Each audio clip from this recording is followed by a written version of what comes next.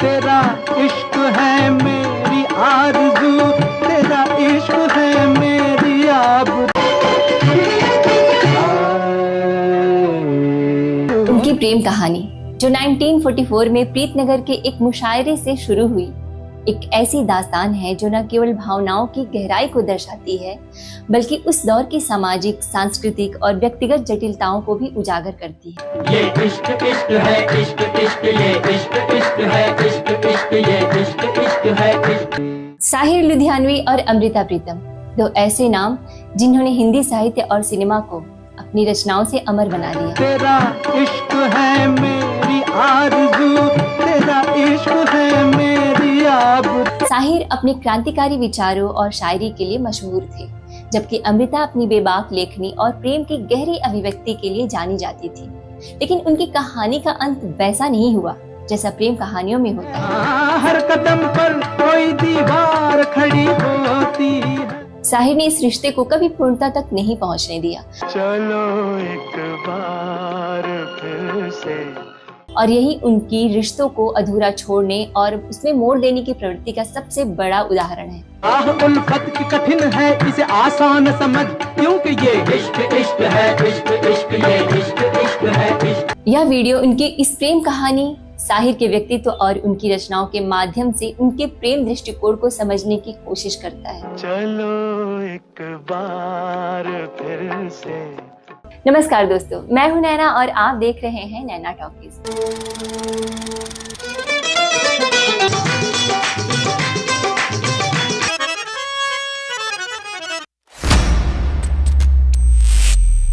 साहिर और अमृता की पहली मुलाकात, आइए जानते हैं कहाँ हुई। 1944 में प्रीतनगर, लाहौर और दिल्ली के बीच एक मुशायरे के दौरान साहिर और अमृता की मुलाकात हुई। साहिर उस समय एक युवा कवि थे जिनकी शायरी में सामाजिक बगावत और आदर्शवाद की झलक थी। उनकी तीव्रता और विचारधारा ने सभी को प्रभावित किया। दूसरी ओर अमृता अपनी सुंदरता और काव्यात्मक प्रतिभा के लिए जानी जाती थी। जब उनकी नजरें मिली, एक अनकहा रिश्ता शुरू हुआ। यह मुलाकात एक साधारण प्रेम कहानी की शुरुआत की तरह ही थी, लेकिन साहिर और अमृता का प्रेम साधारण से कहीं अधिक जटिल और गहरा था। अमृता ने अपनी आत्मकथा रसीदी टिकट में इस मुलाकात को बड़े ही मार्मिक ढंग से बयान किया है। वह लिखती हैं कि साहिर के साथ उनकी मुलाकातें कम थी, लेकिन हर मुलाकात में एक गहरी खामोशी थी। वे एक दूसरे की आंखों में घंटों देखते और साहिर अपनी सिगरेट पीते रहते। साहिर के जाने के बाद अमृता उनके छोड़े हुए सिगरेट के टुकड़ों को उठाकर पीती, जैसे कि उसमें साहिर की मौजूदगी को महसूस करना चाहती हो। यह छोटा सा प्रसंग उनके प्रेम की तीव्रता को दर्शाता है, जो शब्दों से परे था। जब जब जुल्फे तेरी कवारियों का दिल मचले। साहिर और अमृता का रिश्ता ज्यादातर पत्रों के माध्यम से चला। उस समय की भौगोलिक और सामाजिक परिस्थितियां उनके रिश्तों के लिए सबसे बड़ी चुनौती थी। साहिर लाहौर से मुंबई चले गए, जहां उन्होंने हिंदी सिनेमा में गीतकार के रूप में अपनी पहचान बनाई।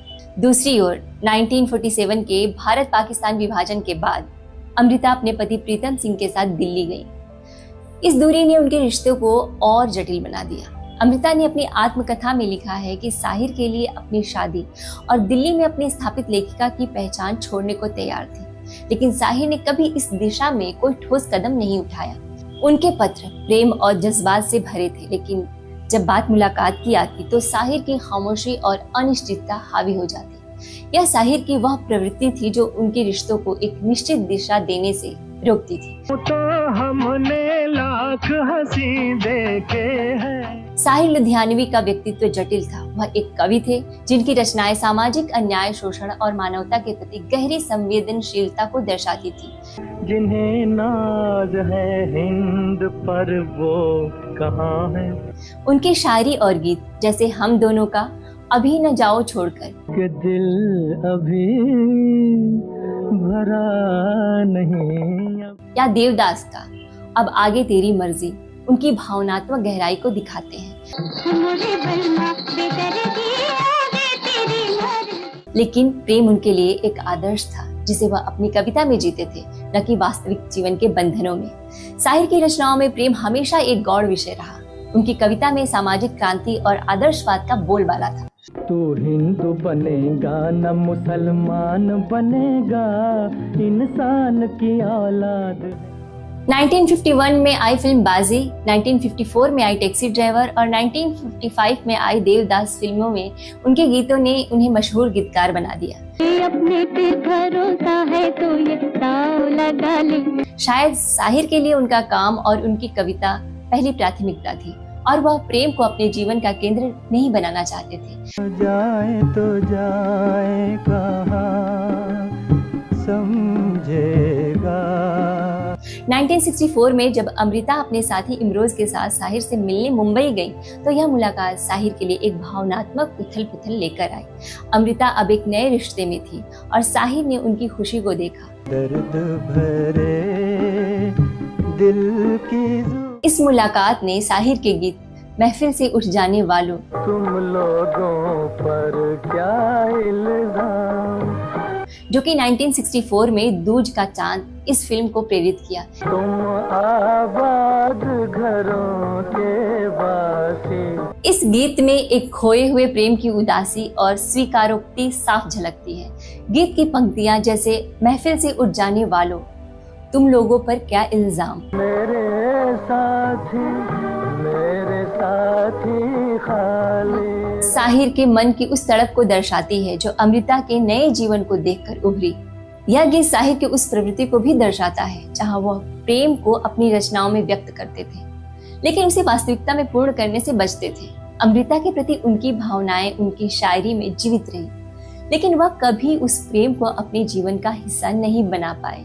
मैं आवारा और बदनाम, मेरे साथी। साहिर की रचनाएं उनकी भावनात्मक और वैचारिक गहराई का आईना है। उनके गीत जैसे हम दोनों का या शगुन का पर्वतों के पेड़ों पर, शाम का बसेरा, सामाजिक संवेदनाओं और मानवीय रिश्तों को उजागर करते हैं। लेकिन जब बात प्रेम की आती है तो उनकी रचनाओं में एक अधूरी चाह, एक दूरी, एक तड़प दिखती है। अमृता के साथ उनके रिश्तों ने उनकी कविता को गहराई दी। बेताब धड़कते सीनों का अरमान भरा।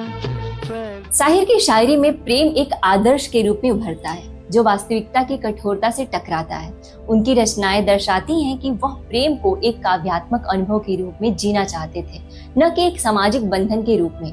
यही कारण है कि वह अपने रिश्तों को एक निश्चित दिशा देने से हमेशा बचते थे। कहाँ नहीं चैना वहाँ नहीं रहना, दुखी मन मेरे। और उसमें एक मोड़ देकर छोड़ देते। साहिर के रिश्तों को मोड़ देने की प्रवृत्ति के कारण जानते हैं दोस्तों। न तुम मेरी तरफ देखो गलत। साहिर एक आदर्शवादी कवि थे जिनके लिए एक व्यक्तिगत स्वतंत्रता और सामाजिक बदलाव सर्वोपरि था। प्रेम उनके लिए एक भावनात्मक अनुभव था, लेकिन वह इसे सामाजिक बंधनों में बांधना नहीं चाहते थे। साहिर के लिए प्रेम उनकी कविता और गीतों में अधिक जीवंत था। वह इसे वास्तविकता में उतारने से हिचकते थे, शायद इसीलिए कि वह इसे अपनी कविता की तरह शुद्ध और अनछुआ रखना चाहते थे। ये दुनिया अगर मिल भी जाए तो क्या है। साहिर और अमृता के बीच भौगोलिक दूरी और सामाजिक परिस्थितियों ने उनके रिश्तों को जटिल बना दिया। साहिर ने इस दूरी को पाटने की कोशिश नहीं की, जो उनकी अनिश्चितता को दर्शाता है। ये दुनिया अगर मिल भी जाए तो क्या है। साहिर का करियर हिंदी सिनेमा में अपने चरम पर था। शायद उनके लिए उनका काम और कविता उनकी पहली प्राथमिकता थी और वह प्रेम को अपने जीवन का केंद्र नहीं बनाना चाहते थे। अमृता की आत्मकथा रसीदी टिकट में साहिर के प्रति उनकी भावनाएं साफ झलकती हैं। वह साहिर के लिए अपनी शादी और सामाजिक प्रतिष्ठा छोड़ने को तैयार थी। उनकी कविता और लेखन में साहिर की छाप साफ दिखती है। अमृता ने साहिर के प्रति अपने प्रेम को कभी छिपाया नहीं और उनकी रचनाएं इस प्रेम की गवाही देती हैं। लेकिन साहिर की अनिश्चितता ने इस रिश्ते को अधूरा छोड़ दिया। मर्दों ने बनाई जो रस्में उनको। साहिर लुधियानवी और अमृता प्रीतम की प्रेम कहानी एक ऐसी दास्तान है दोस्तों जो अधूरी होने के बावजूद उनकी रचनाओं में अमर हो गई।